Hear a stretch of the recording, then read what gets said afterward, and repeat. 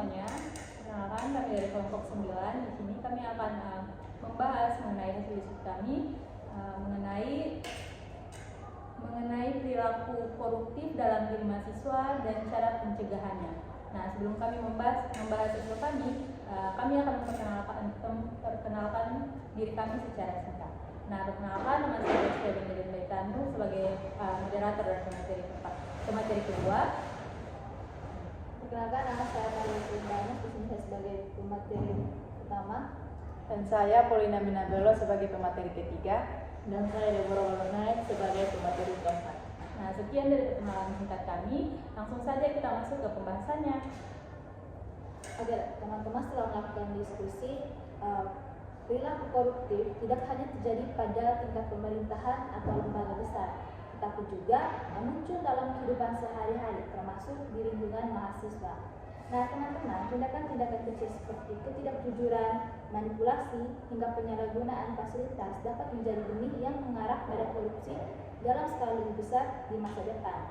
Oleh karena itu, penting bagi mahasiswa untuk memiliki kesadaran dan integritas sejak dini agar mampu menjadi pribadi yang jujur, bertanggung jawab, dan beretika. Oke, mungkin saja dapat saya sampaikan. Saya lanjutkan ke materi yang berikutnya. Nah, tadi kan sudah ada pendahuluan dari perilaku koruptif itu. Sekarang kita masuk pada bentuk-bentuk perilaku koruptif yang didefinisikan.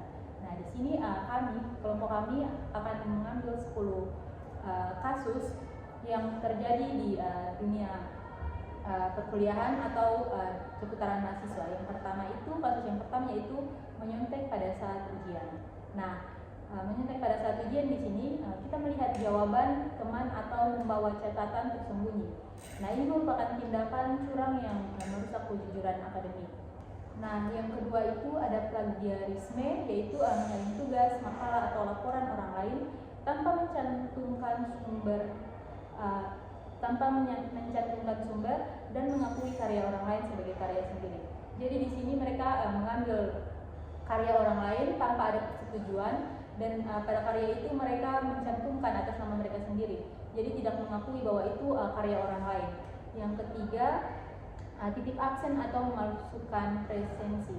Nah, untuk kami saat ini masalah ini sudah jarang terjadi di prodi kami karena kami sudah menggunakan absen secara aplikasi, atau kami menggunakan aplikasi Siadik Nona, di mana kami akan mengabsennya di situ.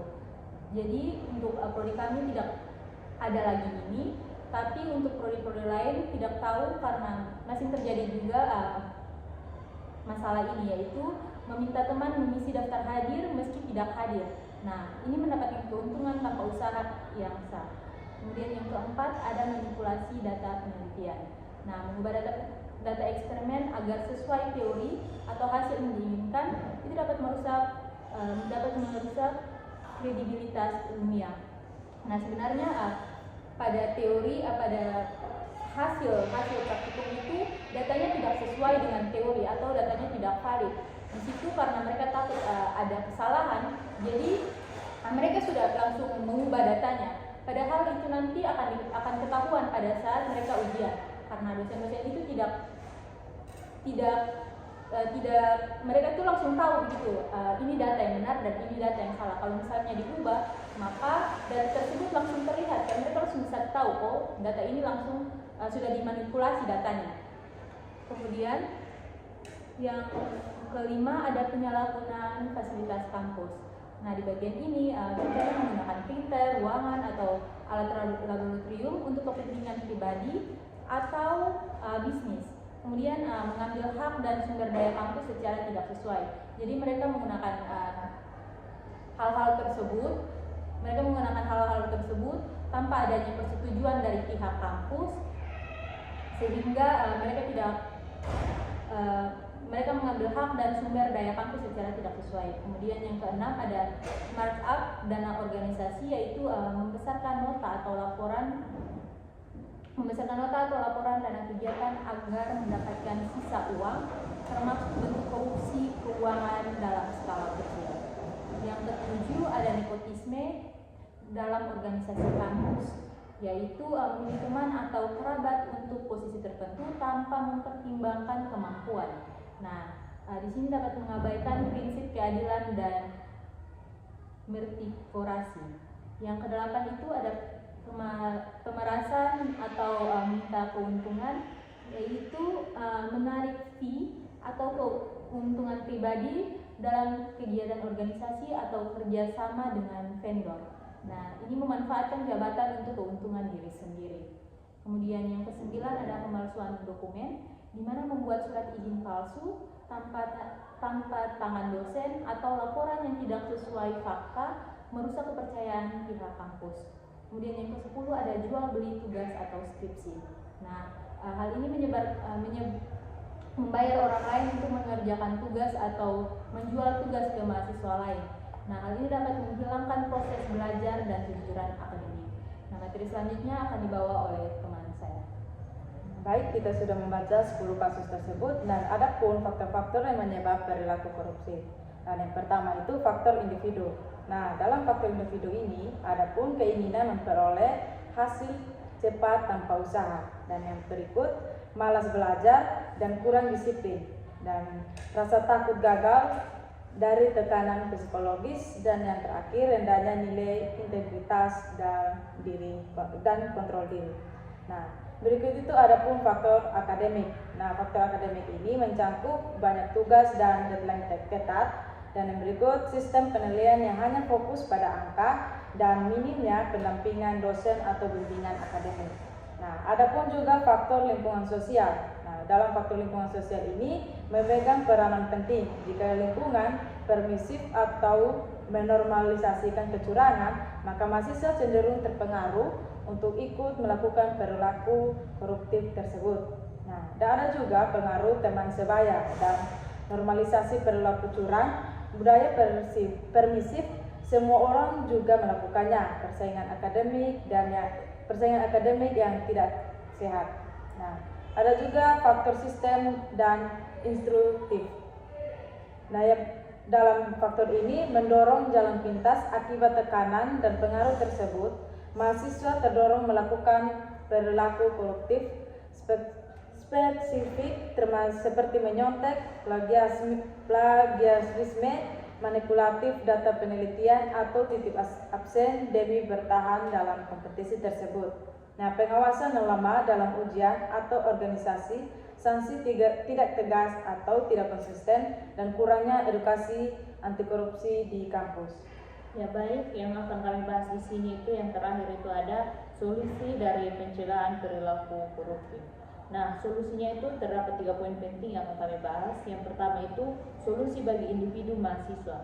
Nah, yang pertama itu penguatan integritas, pengembangan mindset bahwa kejujuran lebih berharga daripada sekedar nilai angka. Menyadari bahwa korupsi kecil di kampus adalah benih korupsi besar di masa depan.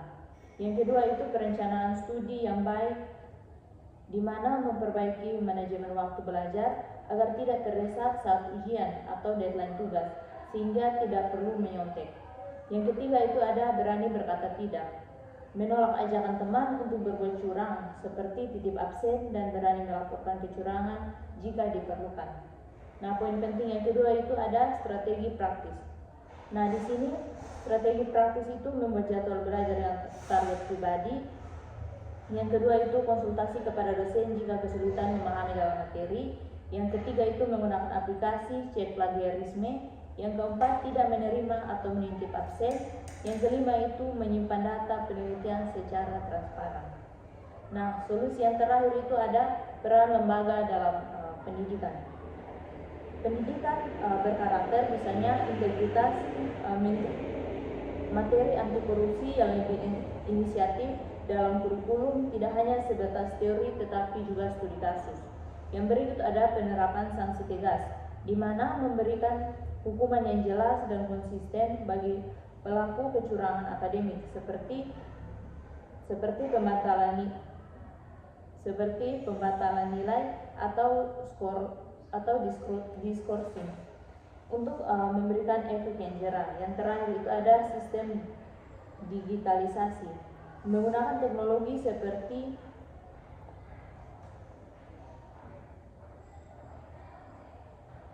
fingerprint untuk absensi atau software anti plagiasi atau punitif untuk mempersempit celah kecurangan. Oke teman-teman, setelah melakukan diskusi bersama, ada beberapa kasus yang telah kami bahas, yaitu 10, sehingga dari kasus tersebut dapat disimpulkan bahwa perilaku koruptif di kalangan mahasiswa merupakan masalah nyata dan cukup serius. Nah, meskipun sering dianggap sepele, nah teman-teman, tindakan khusus seperti titik absen, plagiarisme, atau manipulasi data adalah cikal bakal terbentuknya budaya korupsi dalam skala lebih besar. Nah teman-teman, pencegahannya itu harus dimulai dari individu dengan menumbuhkan integritas dan juga kejujuran, didukung oleh lingkungan kampus yang tegas, edukatif, serta transparan. Nah teman-teman, sebagai mahasiswa, sebagai generasi penerus bangsa, memiliki tanggung jawab moral untuk membangun karakter anti korupsi sejak dini. Oleh karena itu, integritas adalah modal utama dalam kehidupan akademik, profesional, dan sosial. Sekian dari hasil diskusi kelompok kami. Terima kasih.